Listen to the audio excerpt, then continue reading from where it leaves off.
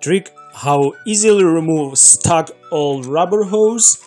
First remove the hose clamp, then pry the rubber hose up a little bit with a flat small screwdrivers. Be careful not scratching the tubing and not damaging the rubber, just enough that you can get the straw inside to spray the magic fluid. WD-40 works great, or any other penetrating oil will work, like so.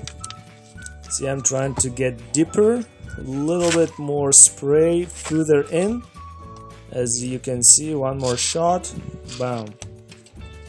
And sometimes it can be really hard to take them off because I have been sitting for so long. Then for better grip, use a rag, or you can wear the gloves.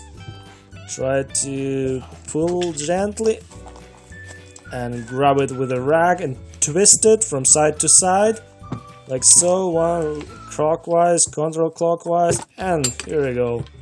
Hose is off, no damages, no scratches, and we save the hose. It can be used again. That is a trick, but that hose can be a bad day hose, because sometimes you just go and cut it if you don't know how to do it. Thank you so much guys for watching. If you like it, subscribe,